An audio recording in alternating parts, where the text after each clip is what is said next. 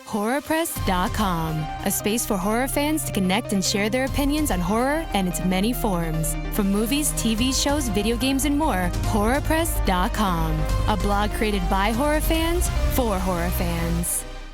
Welcome to the Horror Hour.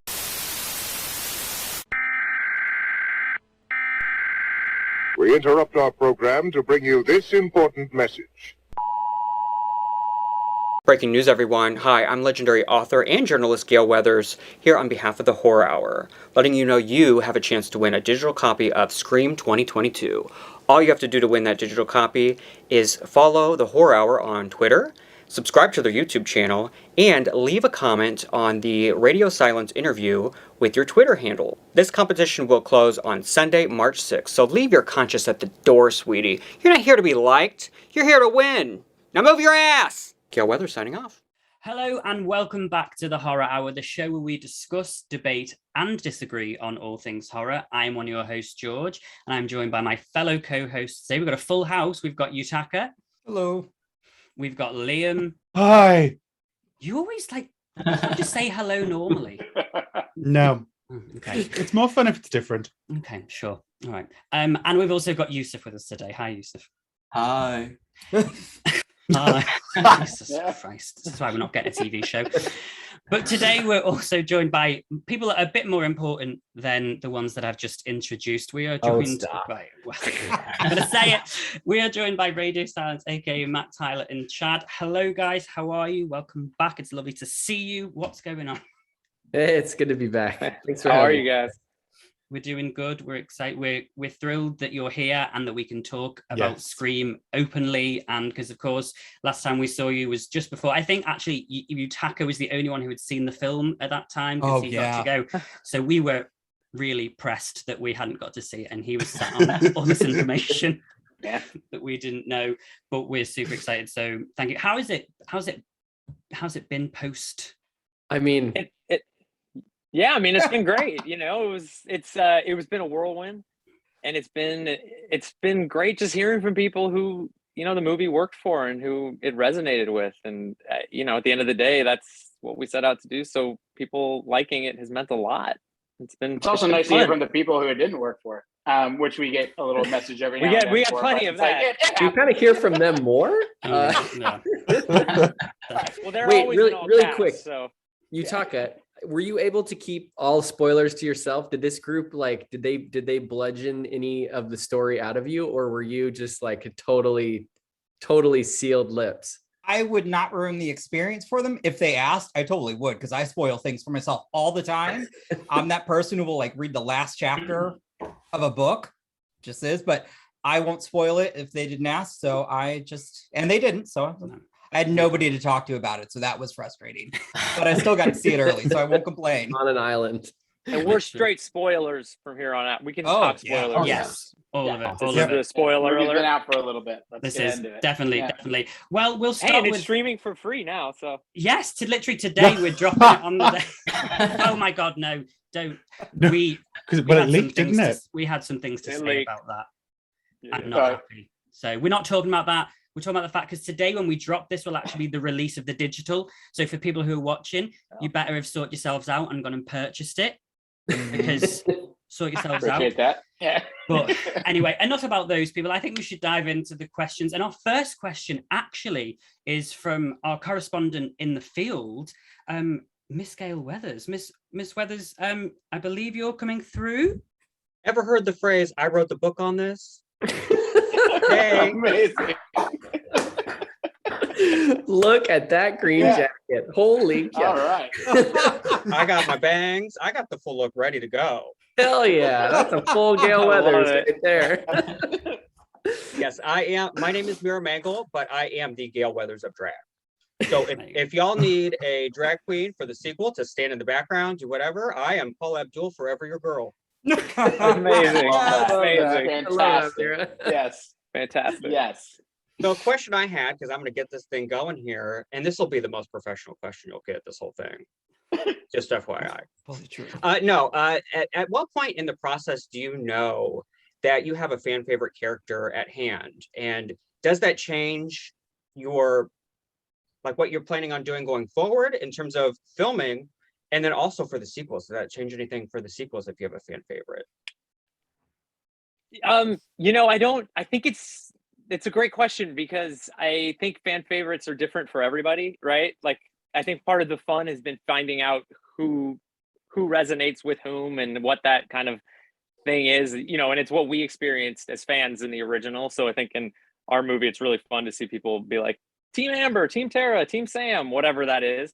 And it hasn't changed anything that we've been doing, but I will say, for just the three of us, we had a similar experience to that when we met Mason Gooding, who plays Chad, where we all sort of just fanboyed out on him, and we're like, oh, we can't kill him. He has to live. And that did change the outcome of our movie. I love that. But yeah, I mean, who's your fan favorite?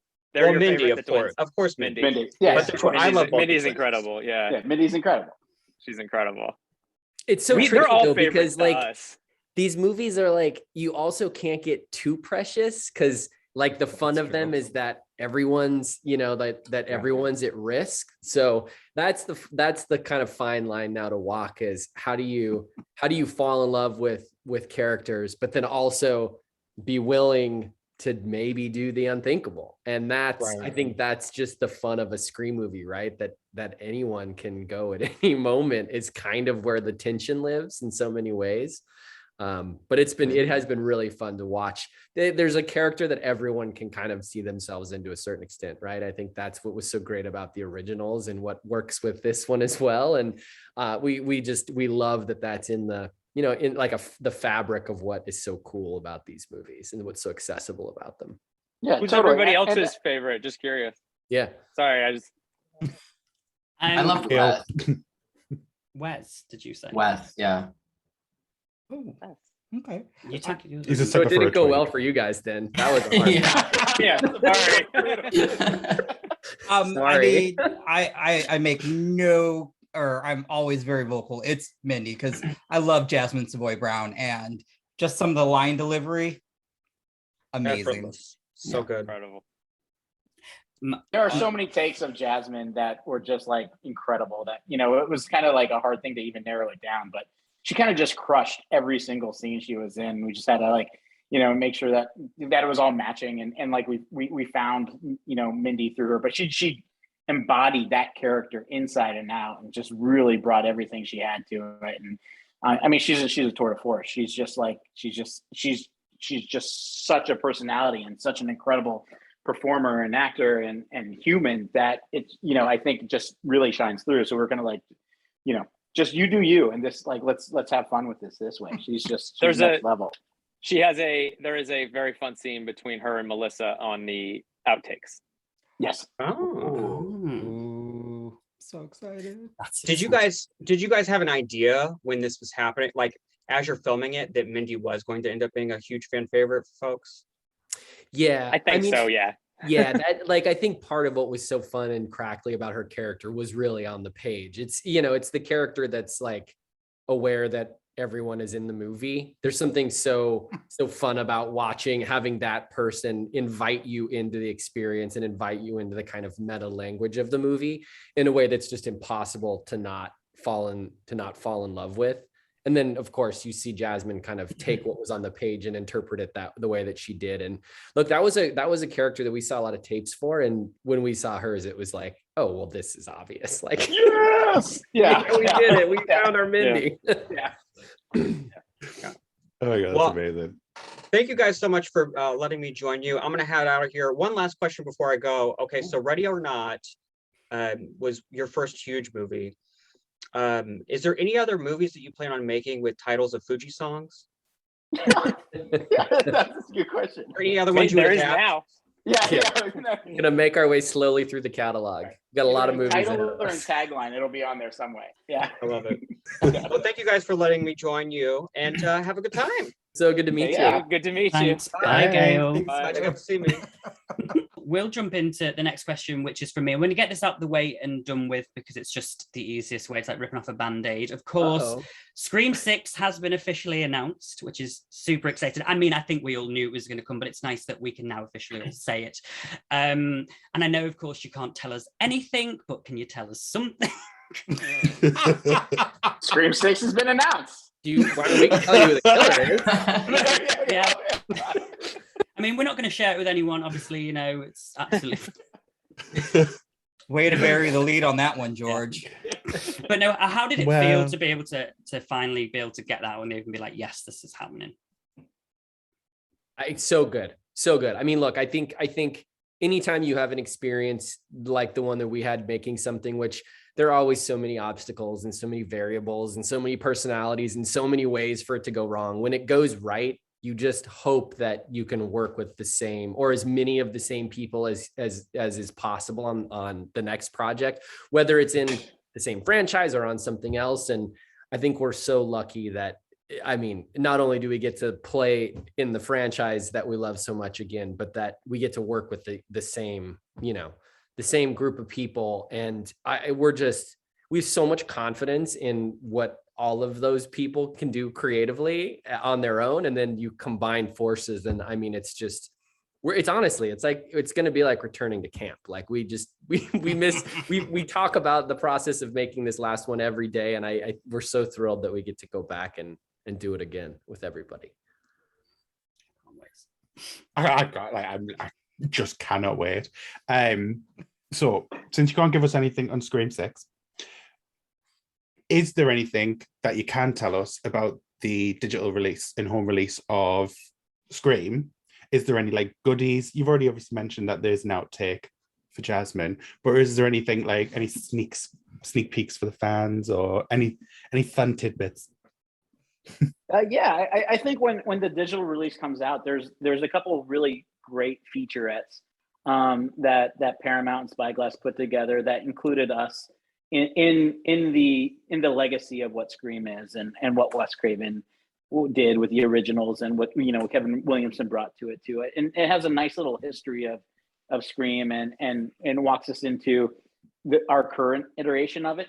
So that I think that's one thing. They did a great job on all of those featurettes. We have just one or two deleted scenes, I think, that, right, guys, that I think are going to... I think there are three. We have all the deleted scenes. Of which there are only three. Yeah, exactly. All of them. That'll be included. Not a lot left on the cutting room floor with this one, guys. It really is. No.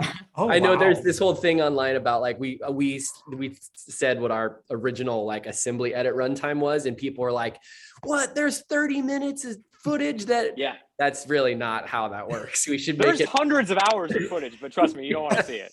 Yeah, no. We're not proud. No one's proud of of their assembly for a edit. reason. Yeah. But the 3 scenes that were deleted, like we genuinely love, and I think the movie's better for them not being in it, but they are also just really, really wonderful, wonderful moments with the characters that we think people will appreciate. Awesome. There's also a commentary. We did a commentary with Guy and Jamie, the writers. Oh, right. The 5 of us kind of just talking our way through it. But, like we're all really good friends, so it's kind of a fun, lively conversation. Awesome. I'm so excited to get it. Yeah. To take it back to the theatrical release of the film really quickly, obviously there was kind of 2 pandemics going on. There was the Omicron pandemic, which was at its highest, and then there's obviously the Spider-Man No Way Home pandemic that happened. Was there any conversation about releasing the film like day and date on Paramount Plus or on PVOD, or was it always going to be a theatrical release? I think it was always going to be theatrical. It never, and if those conversations happened, they happened way above our pay grade. Yeah. Right. We never heard anything about them. Okay. Yeah. I mean, I think we were all anxious about it. There are a lot of ways a movie can get released now. And I think for us, we made something that we really wanted people to experience in the theater. Like that's a really precious experience for us as film watchers and as fans of these movies. And I think that was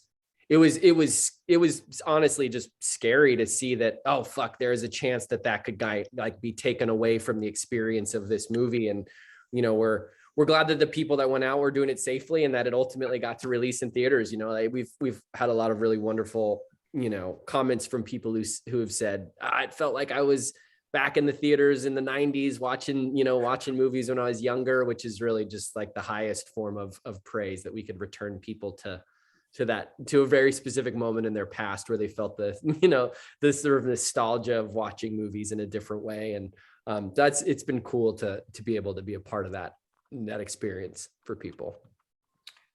I was very lucky with my experience. Same.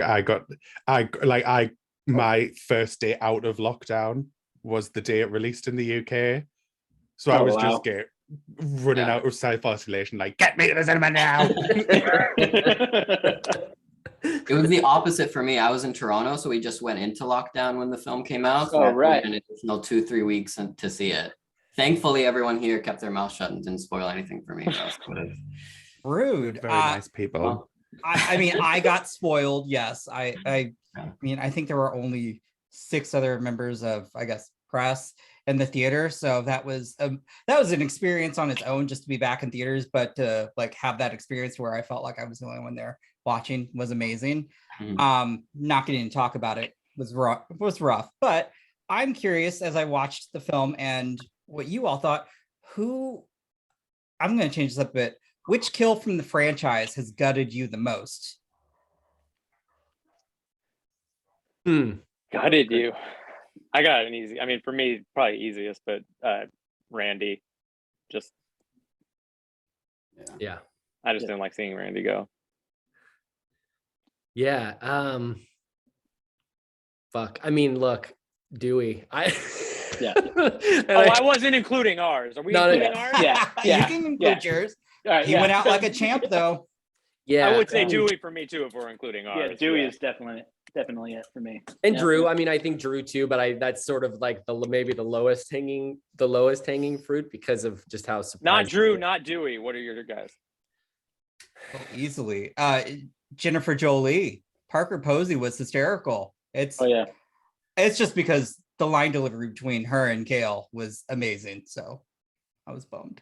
I mean, I think Tatum is a really hardcore one just because the scene leading up to it where she's just so fucked with. It's, she's so confident that she's going to be fine and that, that can't be the killer behind the mask.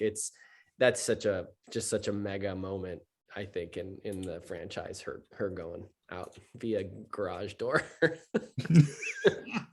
I mean, very memorable. Yes, it definitely is. Yeah. So speaking of kills, now obviously that Scream is out and about for everyone. Remember to purchase. What was the thought processes that you put into picking the killers, especially the motive that you put behind it? Because it was such a clever motive. Well, we did all of that. Guy and Jamie had nothing to do with it. Our idea. No, Guy and Jamie. I mean, that was the script. Was it just? They knocked it out of the box. I knocked it out of the park. I mean, Guy and Jamie gave us a fully formed script, that was just incredible, right?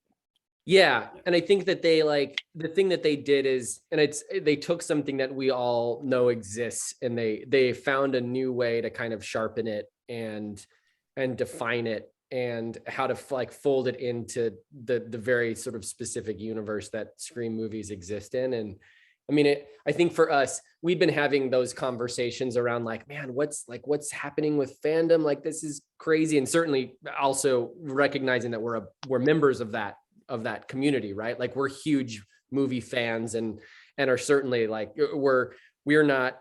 we consider ourselves very much a part of the community that we're also trying to hold a mirror up to in the movie. But it just felt so refreshing, and honestly, it felt dangerous in the right way. I remember reading it and going oh, we're gonna take some risks here. This is fucking cool. And again, it was also we're sort of examining ourselves in the process because we were fans making a movie about fandom, and so it was never lost on us that we were also, I think, scratching an itch that we had within ourselves. And there was something really tantalizing about just being okay, we're gonna wade into some shit here, and fun to get to become a part of that conversation that we'd already been sort of having, between us and the writers, like just as movie buffs. But it was very much, we just loved like that was what ultimately the motive kind of leads to in this movie. It was so fun watching it and being like, they've went there. Oh, No. It was like a moment that you're like, damn. But another moment that I have to say where I was like, damn, but in another way where I started crying. Well, I cried about 7 times in this film, by the way. But one of the 7 times that I'm a very emotional person, cried during this film was the For Wes scene, because it was so beautifully done. And how was it for you guys that day on set and for everyone? What was the was it like? What was it like on that day? Because I can imagine there was a mixture of emotions. Are you talking about the toast for Yes. Wes? Yeah. No, honestly, that was like Jamie and Guy said they like wrote that first, and that was kind of like the goal of it, right? They wanted to have a scene where the characters in the movie were toasting Wes Craven, and obviously that was like the way they did. So they went back and put in a character named Wes, and then figured out like a really cool way to kill him, and then like let that go forward into the movie, right? Because that was like the whole goal. And honestly, like I think from very early on, we wanted to make sure we had involvement from people within the franchise in that scene, because I don't know if you guys know about the Easter eggs that we did, but we did get voices from all the other actors and stuff from 1, 2, 3, and 4 that were, and put them all in there. So we made it a really communal response for Wes in that scene. And honestly, on the day, it was just like, all right, great. We are in the middle of a party. We have this giant banner that says For Wes across a kitchen that is built on a stage that resembles a house in Northern California. That was, the surrealness of it all was just kind of next level. And obviously being lifelong fans and growing up on all things Scream, it was like walking into a dream on set that day. And I think that we were all very, very aware of that. And we knew it was something special in the moment. Yeah, it was like, just because it were like when we obviously knew that, well, we thought there was going to be a nod and we just didn't know what, but like it kind of like took me out for a sec, because I thought, oh, we've got the character called Wes, that's the nod, that's great. So then when that happened, I was like, oh my god, I did not need this.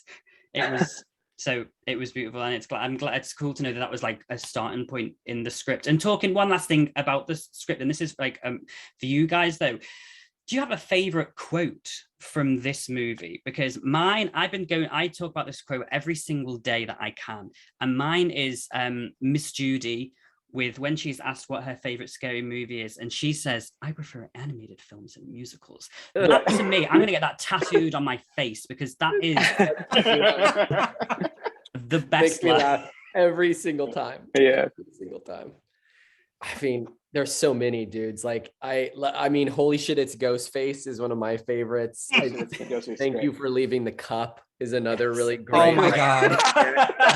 Quaid ad lib in the moment. That, oh my gosh, that extra who ended up changing his Twitter handle and everything, and the exchange between him and Jack was hilarious, and that is actually probably like just random, but one of my favorites.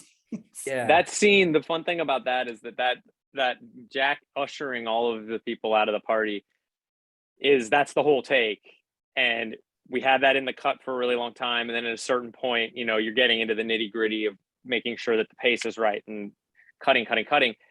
That got cut down to about half, and as soon as we had the chance, when the rest of the movie was working, the first thing we did was restore the full thing.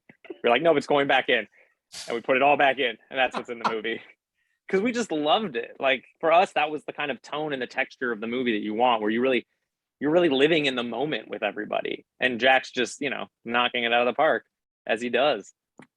I mean, I love Amber's when she goes into full crazy mode after Gale and Sid throw her over the island, and she's in the corner. Like, we kept being like, is that footage sped up? Like the way that Mikey was just like, she's so manic in that moment. We thought, fuck, is there like some weird, are we are we like doing some form of manipulation? And we weren't. It was just Mikey was just like in this mode, like absolutely had the volume turned all the way up. And that whole run, it was the message boards. They're so mad, like all of that. I just also I like can hear it in my head when I think of that scene. It's just so memorable, that performance.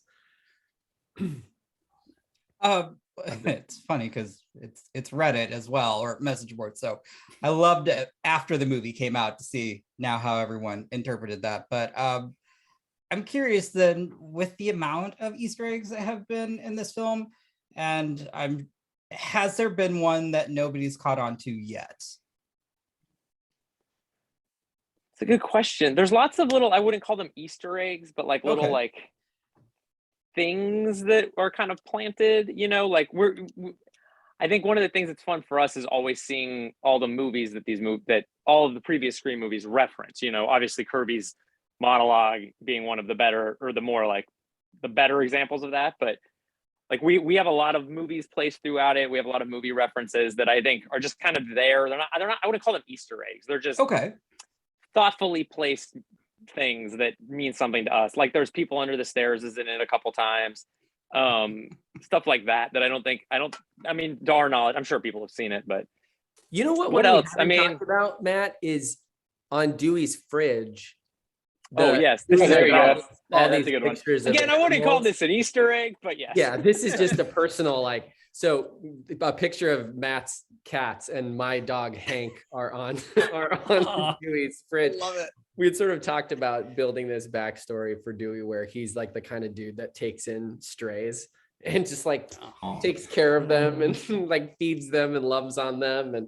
And so we loved having having a place, a sort of totem in his trailer where we could put all of our production designer's dog, Chad Keith's dog, is on that fridge as well. It's all populated with like crew animals. But ours are some people want to make their kids famous. He's like, no, let's make our pets famous. Right. Get them in the film. Exactly. I mean, we love that. But obviously there was one particular Easter egg that made the world crash, burn, scream, and everything in the all excitement, and that was the nod to Kirby that she is indeed survived or is alive. Was that something that you always had an inkling that you did? Because of course I know that you'd said previously that you were fans yourselves and you know sort of listened to the fans and you knew that there was stuff that people wanted. Did you want that originally, or is that something that came about and we thought, you know what, let's throw that in as fun? We wanted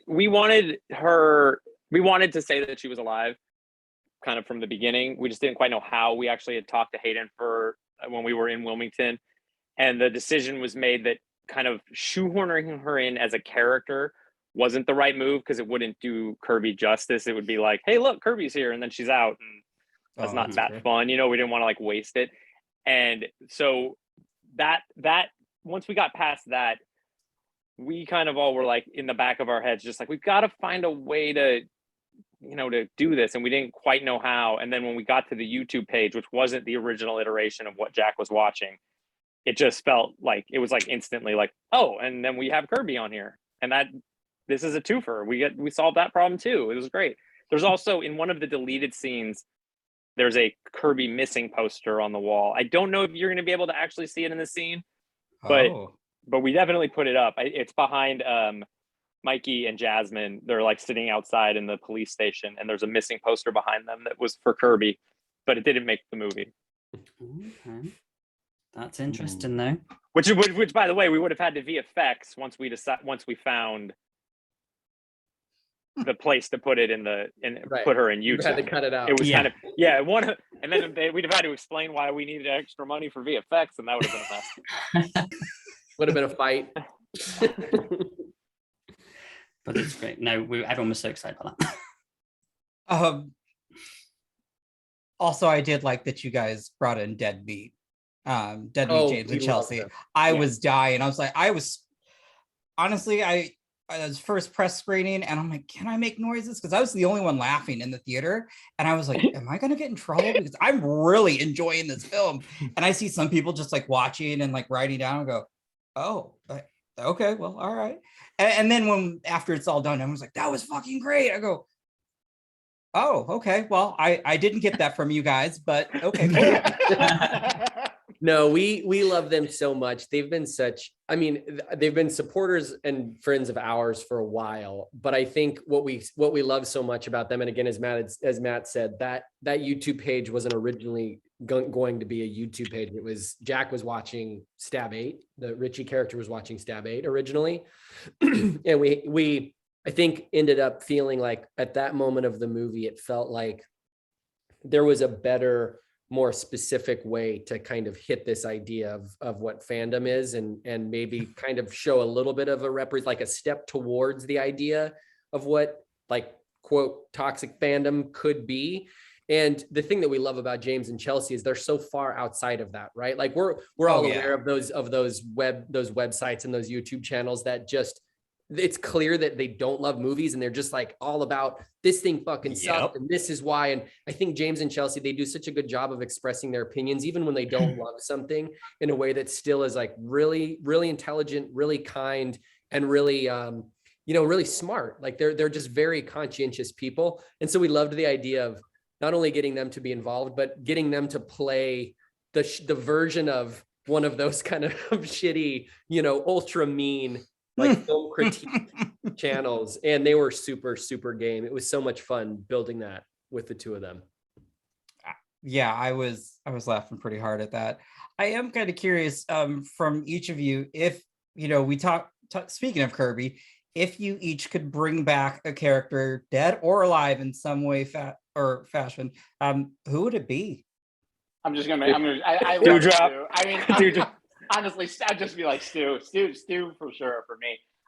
Honestly, I've been like quoting Stu Macher for like 25 years. It's just that's like amazing. It's just like no matter what, even if I have like a drink too many, whoa, I'm feeling a little bit of woozy here. Like no matter what it is, the situation, it's like there's a lot of Stu Macher. I just love the comedy and levity brought to the entire thing, while also being completely terrifying and also making a statement on what it's like to make sure that you live up to your friends' expectations and like what those pressures are and like all of those things. I think, without the electrocution and the television on top of his head, he'd be a great one to bring back. But I mean, hey, we brought back Billy. So you're saying he's dead? As a ghost, you believe he's dead? Oh God! No, don't start this. Oh no! I mean, what? There we go.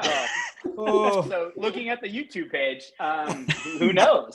Like really dissect that YouTube page. When it comes out on digital, because like if you just pause that, like almost every word on that there's something on it for everybody there. Ooh.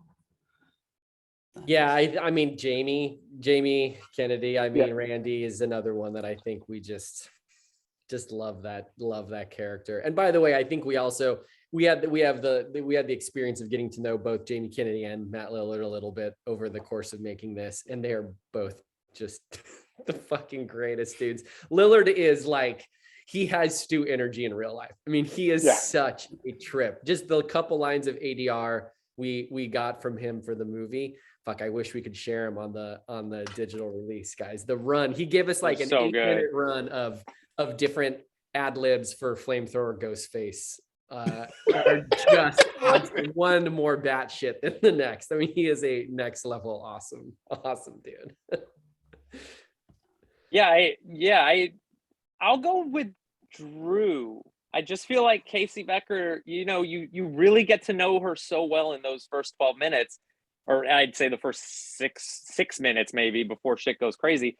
But I don't know, she's such a fully formed character. You feel like you know her, and it's just her on the phone the whole time. I'd like a Casey Becker prequel. That's my request. Yeah, I and Jamie. We could do that. We could do the prequel. It'd be like that one date she went on with Stu before she dumped him for Steve. Exactly. I mean, that would be a great movie. The Stu and Casey story. Right, exactly. It's perfect. Oh my goodness. No, it is perfect. Well, one person I was glad to see who was back is on my shirt. I am a huge Sydney and Neve Campbell fan. Like, the people that are in here are sick every time. I will bring her into any conversations to do with horror in any form matter. Like they're really tired of it. So I would never forgive myself if I didn't ask this. So how was it working with Neve Campbell and of course the rest of the legacy cast, but you know, Neve too. I mean, incredible. Like she was fucking incredible. Like I don't know. Yeah, I mean, she's Sidney Prescott, and she was so kind, and she was collaborative and welcoming, and all things. And I think we're still a little dumbfounded by it. All things she didn't need to be to us. You know, she was very caring. She wanted to make sure that that not only was the franchise taken care of, but also Sidney, and she wanted to make sure Sidney was, you know, properly handled as a character. And I mean, I like her input into the movie was invaluable, and just working with her was fucking great. And she's like an awesome person. She's just a really cool person to hang out with. I don't know if you guys have anything to add, but like, no, I think amazing. I think there was this feeling of like, she made us want to do everything as good as we possibly could. I mean, I think that we already went into it wanting to do that, but then having all the legacy characters there, but her in particular, it was like, oh fuck, we have to do this right. Like we have to do this justice. And I think that she held our feet to the fire on certain things. You know, and not in a way that was like unkind or anything. That was just very collaborative, where it was like, guys, we should look at this. Like I think that there's something interesting to do here. I mean, there are all these little moments that she had sort of pointed out as, let's dig into this and make this, like, this can be great. And it was so valuable having that on set. Yeah. I just want to jump in with like quite a silly question. Just because it was obviously speaking of the legacy cast, when we did get to see the film, when we came out, one of the things that we spoke about the most when we were talking about it between us was the scene with Sydney and Gale in the kitchen, obviously fighting Amber. Which one of you decided it was the good idea to do the close-up of Gale kicking out with the stiletto? Because we fucking loved that scene. I'm so glad that people have started. I feel like within the past couple of days, I've seen a few people like maybe like DM us or tweet at us about it. Like, it's such a nice touch, isn't it? Oh, like, by the way, funny just story about those shoes. That was, I mean, Courtney, like, she's just always so beautifully dressed, and like she has such an amazing sense of style, and obviously knows that character so well. We, in a lot of ways, it was like you have a conversation with our costume designer, and you guys can kind of figure out what's best for the character. Like we have no business like getting into the weeds on like what Gale would or wouldn't wear. And Courtney made the choice for those shoes, and I remember it was like day 3 of shooting in the house, and she was like, I can't believe I chose these fucking stilettos. It's just like the amount of like running and walking around that she had to do in them. And then she gets to do that moment, and it totally justifies the shoe choice in every way. Yeah, we were reviewing it, and I was just there was some sort of gay intern just behind, just like, get a close up of the shoe. Amazing.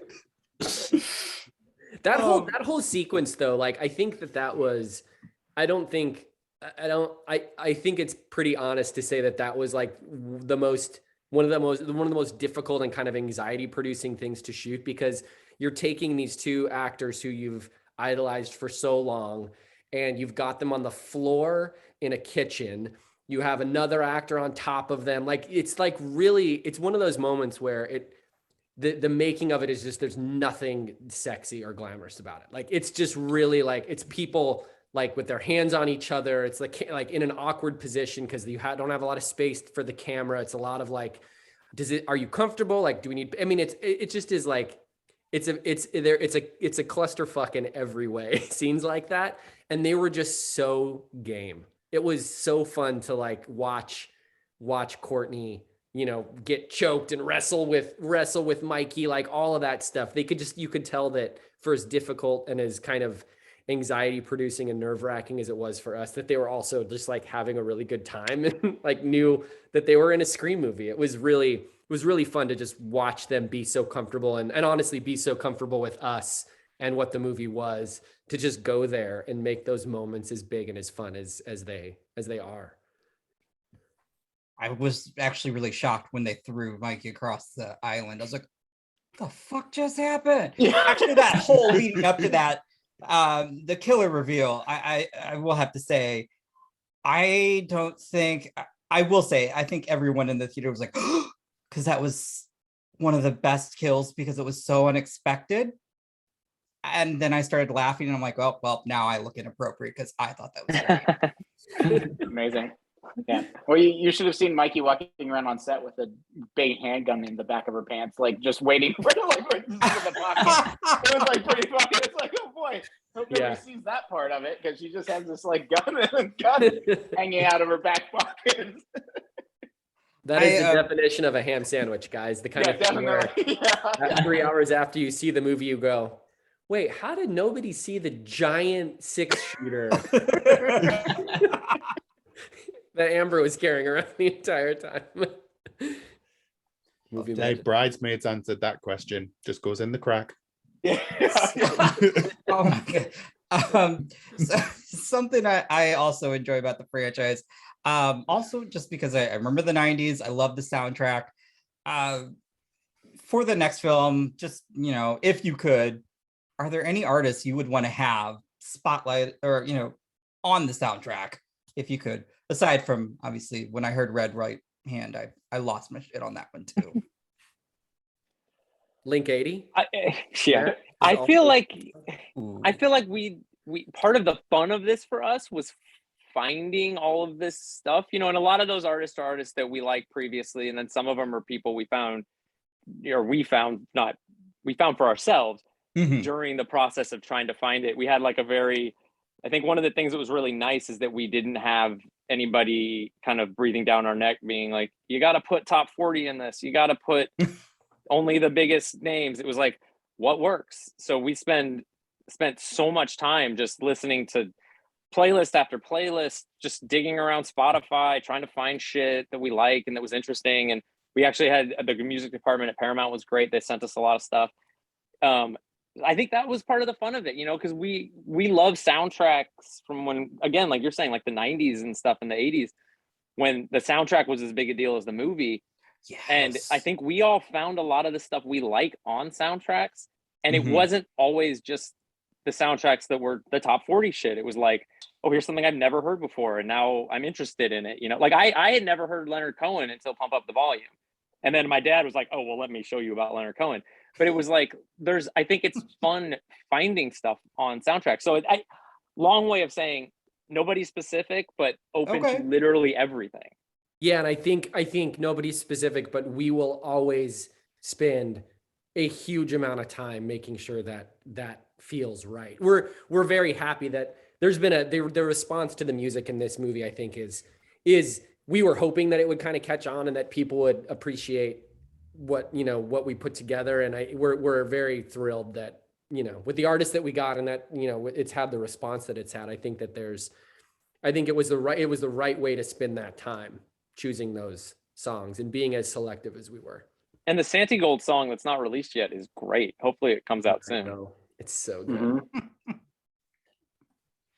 Well, you guys talked about not having anybody breathe down your necks for the music, and obviously Scream is a really huge IP, and I was just wondering, was there anything that you guys wanted to do that you couldn't, or were like too nervous or scared to do because it's such a big property?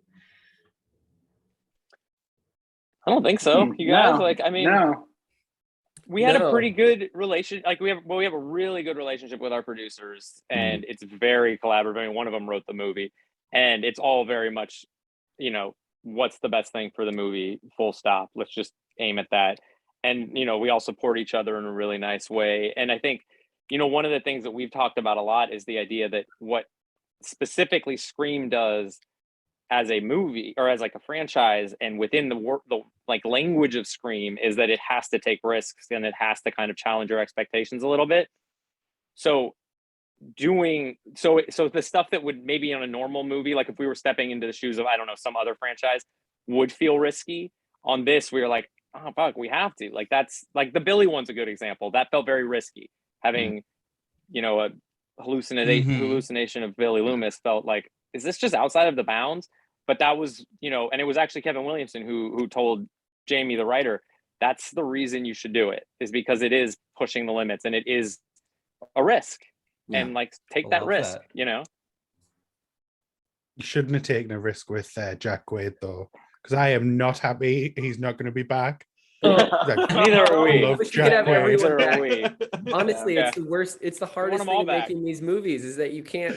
There are just certain people that don't return for the sequel. It really has been. I mean, we've been trying to find ways like maybe all the characters can hallucinate someone in this next.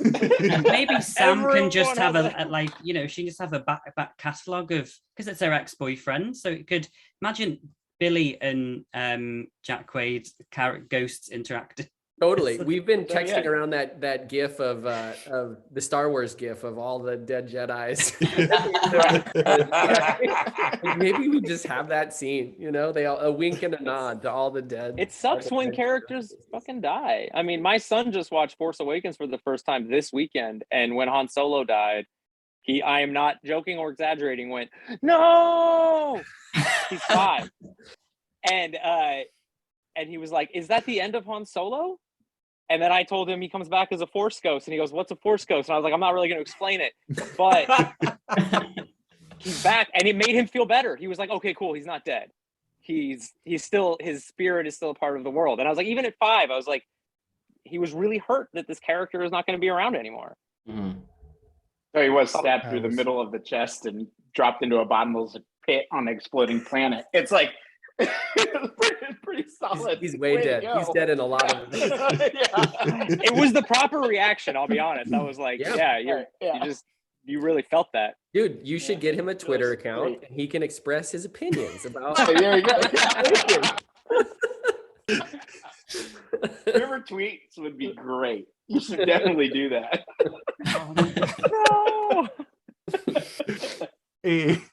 A little late to the party, guys, but Han Solo dies? Yeah, sorry. Hey, we said spoilers. Yeah. Spoiler-filled episode. Rosebud is a sled. Yeah. We'll just keep going. Yeah. Get them all up there. So we've spent a lot of time on Scream, but you have also done some other amazing things, so we did want to touch on them a little bit. And firstly, I just want to know, for me, ready or not, it was amazing, like amazing. Where did the idea for that come from? Because just again, we're gonna go back to Guy Busick. All us, no, not Guy Busick. All us, all the good ideas. The idea. Right. Sorry, Chad. Tell them the real truth. No, it was Guy Busick and Ryan Christopher Murphy are the 2 writers on it. And honestly, that script came across our desk pretty early on, and we were like, you know, we would love to do it. We totally loved the way they blended tones, right? And I think a lot of the people we weren't attached to it right away, and that was like something that, you know, we'll just talk about a little bit, because other directors wanted to go a lot darker with it and make it a little bit more sinister and go down that path with it. But we're like, no, we love the tone as is. This is like supposed to be fun, you know? There was another version of the script where Alex actually does kill Grace at the end. And I thought that was like one of the original like endings that we had of the many iterations of the draft that got it. And we workshopped that a little bit, and we're like, no, we can't go out on like a dour note like that. We need to be able to like have a little bit of a cheer for it. And you know, and honestly, like, we went into pitch Jamie, who is also a producer on Scream now, and also Trip Vincent, and we just laid it out and just like the fun of the movie and just like really integrating those 2 tones together and having fun with the games and fun with the deaths and fun with like these uber rich people who are just like insanely incapable of doing basically anything for themselves, Yeah. yet alone killing people. And that was the fun of the movie, and we need to lean into that a little bit. And lucky for us that they let us make it. We also like found the perfect studio partner for it too. I think the people at Searchlight they totally got it as soon as we went in and talked to them about it once. They were like, yes, let's make that movie. There was not a lot of like, what if we do more of this or less of that? And I was like, no, we're going to walk down this line and just try to like balance these two tones together and make sure that we have a good, fun movie, in our pocket. And that's kind of what we went out and did. But a fun fact about the making of that movie is that the original script was not the wedding night. It was actually the sort of 4 days leading up to the wedding where the character Grace was meeting Alex's family for the first time. And there was a lot of like little kind of privileged scenes with other characters where they were sort of talking behind Grace's back. It felt a little more like a Gosford Park kind of drama in some ways. And ultimately what ended up happening is Get Out came out. And it was like such a juggernaut of a movie, and it was so fucking good. And it really did that, meeting your girlfriend's parents thing for the first time in such a wonderful way. And structurally, the original draft of Ready or Not just was almost beat for beat similar. First act, yeah. And we went into the meeting where Searchlight was basically going to tell us, like, guys, we can't see a pathway to make this one. And that's when we pitched the idea of, well, what if we just make it all happen on the wedding night? And she's got until sunrise to live. And I think it crystallized when somebody was like, yeah, she's in a wedding dress, she's got a shotgun. And that was the moment the poster. everybody went. Yeah. Oh my God, it's so like, wow, thank God we bullshitted our way out of that one. Yeah, which by the way is to say that like always bullshit. I was Always like, all right, that was close. Yeah. But I think that there's this funny thing, and we've had this conversation with Kevin Williamson a bunch, and as we've gotten to know him, talking about the Scream movies and all of the things that we think are like so brilliant and iconic and have like changed the culture of horror movies. A lot of that stuff, when you see it, it feels so premeditated. A lot of that is just like, no, we needed to make a choice. And so we had this thing available and we made the choice, and it just works so well. I think that it's really, I think a lot of what makes something work is just having the right group of people thinking about the project in the right way at the right time. And it isn't necessarily, I mean, obviously some things are premeditated and really amazing and like by design, but a lot of times, you have to find things and discover things while you're in the making of the thing. Bullshit and wing it. Honestly. Confidently wing it. Do your homework first, but if that doesn't work, bullshit. Yeah. No, but seriously, it is. It's the whole luck is, what is it? Luck is preparation meeting opportunity. Yeah, that's it. It's that. It's 100% that. Mhm. that's amazing. Could you bullshit and wing your way through a sequel? Because I would really like more. We actually, to be honest, hate bullshitting. We talk about it all the time. We're like, when you go into making a movie, you have an opportunity to either have a fantastic blueprint or like some of our earlier work where it was like we were kind of running and gunning and doing it as we go and not having the script fully formed yet, and then making it up as we were kind of on the day. And it's like you do get little moments that are awesome from that. But in hindsight, it's like it never hurts to just have a stronger base and foundation to work on. Like, do the homework, spend the time. It's worth it. Yeah. And on Ready or Not, obviously you worked with Samara Weaving, who was amazing. And on Scream, you worked with Mason Gooding and Jack Quaid. Are there any other children of famous people that you would love to work with in the future? It's a good question. I don't know. I was actually in a band with a child of a famous person as well. Billy Lord's pretty amazing. Billy Lord is pretty amazing. Oh, Billy Lord. Billy Lord's a great incredible. one. Yeah, that's a great one. Incredible. Frances Bean's amazing. And we talked about her. I'll also say the thing too about all the people you just mentioned is that, I don't know what their relationship is with all that stuff, but I know that they put in the work maybe even more than someone who doesn't have that connection. I think they're all, at least those three specific people, they want to be their best on their own merits. I don't think any of them want to be seen as someone who like got a hand up because of something. It's like Mhm. they put in the work and they Oh, get yeah. it, and it's really impressive to watch. Yeah. Oh, I guess I would like to ask, since this past year, well, I think in horror has been fucking fantastic. There's just been a lot. So I would like to know, even bringing in Twitter, what was your favorite thing from the genre that was the most surprising? Because I can think of several things that trended like crazy, for good reason. But I'm just curious what horror moment or movie or icon over the past year just surprised you. Fuck, there were so many the past year. Malignant Was the one that jumped There to you go. mind. Yeah.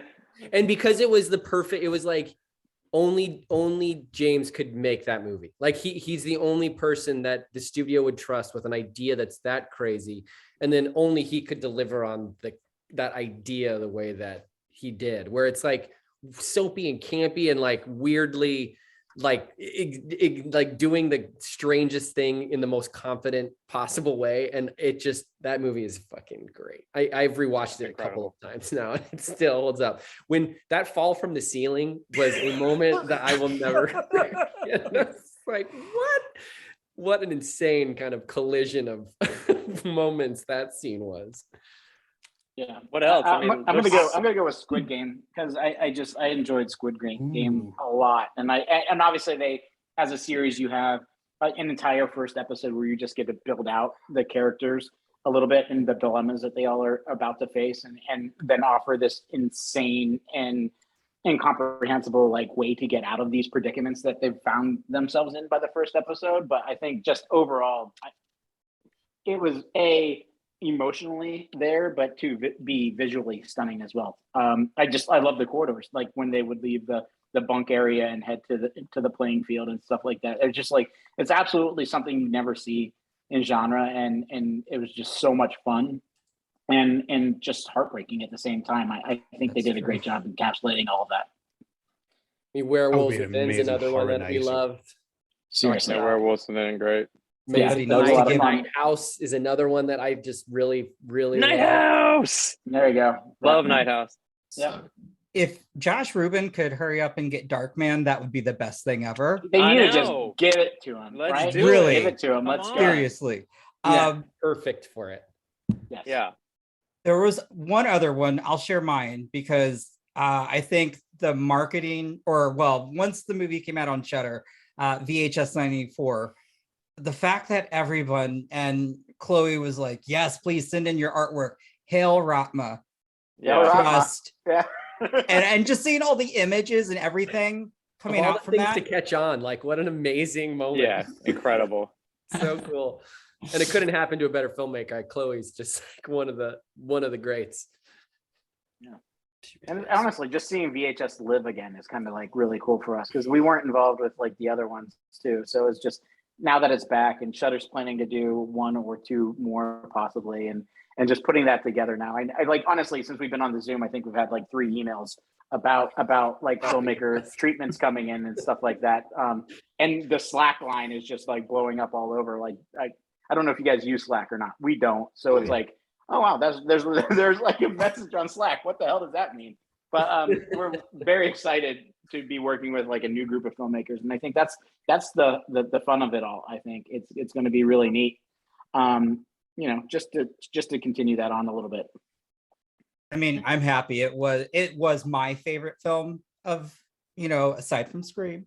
But when that came out on Shudder, that was just to see the reception and to see it come back. It was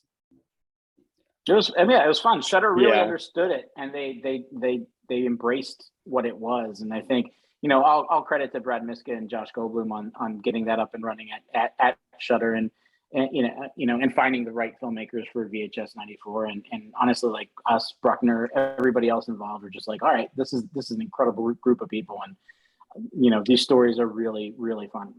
And for not letting it fall apart when us and Bruckner had to bail. That's true, because which would have been really easy. So because obviously we've been through the past, so I would like to know, what is next for Radio Silence? Well, Aside obviously from apart from Scream Scream 6. 6. Aside from Scream 6? You know. Yeah.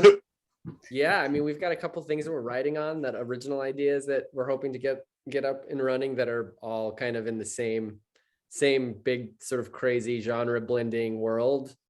Hopefully a Ready or Not sequel as well. Yeah, there's a handful of like really, really fun things. We've been very fortunate to get to make some amazing stuff with this group of people. And I think we just hopefully can just continue to ride on their intelligence for as long as humanly possible and hope that nobody finds us out. Yeah.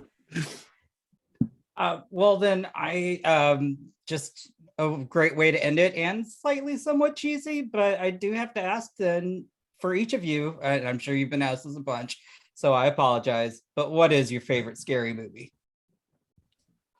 Have been asked this, and I think we never get it right, but I don't have an answer.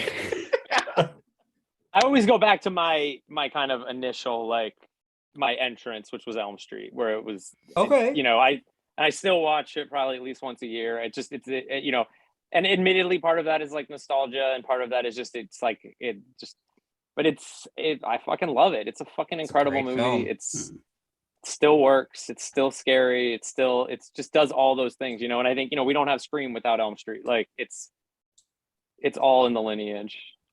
Yeah, no, that's a great answer. And I'll go like back to the origins of it all too, and like what got me get into horror, which Cabin is of Dr. Caligari. Yeah. No. Okay. No. Sorry. Dawn of the Dead, and I grew up outside of Pittsburgh, and you know, the George Romero or the Tom Savinis of the world were just prevalent. I remember like being in high school and going to like haunted houses that Tom Savini just went all out on. It was just like those types of things were like the coolest experiences ever. Also, the mall from Dawn of the Dead is where I used to go shopping for clothes, and I think that was like, wow, this place looks familiar when I saw it in the movie, and like then put it together after the fact that it was like where it was in Monroeville, Pennsylvania, and just knowing that horror is so close to home and part of the hometown identity, and it was pretty fun. I mean, I have a 2-part answer that's really a 4-part answer. All right, yeah. Tyler on essay. Yeah. You guys are the talent. We can't argue. So I mean, the first horror movie I ever owned was Killer Clowns from Outer Space. My dad bought me that VHS, and I watched it until the tape fell off of the cassette. And that was just one that was, I think for me, I was not a huge fan of scary movies when I was younger. And I think that my dad really was. And I think that was sort of his way of saying, hey, look, here's a thing that's scary, but that's also really silly and really fun. So that, I think, opened my eyes up in so many ways. And then the other movies the other 3 that I was sort of raised with, there was always one of them on TV in my house, were Alien, Terminator, and Predator. Those 3 movies, for the longest time growing up, I thought they were the same movie because they were always just on at my house. And that was like, those were the 3 that I think now I think when I was young, I thought, oh, they sci-fi movies, like what are they? But they're full on just slashers. All 3 of those are slasher movies that just happens to be some sort of crazy, either extraterrestrial killer or, cyborg killer or whatever it is. But those were the other 3 that were like just on loop in my house growing up. No, all good. I mean, Alien was the first one I ever saw when I was like 6 years old. Should I have been watching that? No, but that's all right. So, and that is, that's my favorite, just because of that experience. I remember where I was in the house, like everything going on, and I was just terrified while still, enjoying the film. So those were all awesome. It was a good one. Yeah. Okay. Well, I feel like that brings us to the end of like an amazing episode. So thank you so much to Radio Silence, not just for joining us today, but for bringing back a franchise that means so much to so many people and doing it with a movie that is so fantastic and really truly upholds the legacy that Wes created. So thank you guys so much. Thank you guys. Thank you. Thank you so much for having us on today. No, it's been amazing. Thank you to everyone who's listening and watching. As always, please don't forget to like, share, comment, and subscribe. It does really help. And go and follow us on social media too, because that's nice. We're at the Horror Hour TV on Instagram and Twitter. And that's it from us. We'll see you all next time. So bye guys. Thank you. Bye guys. You have been listening to the Horror Hour. See you next time.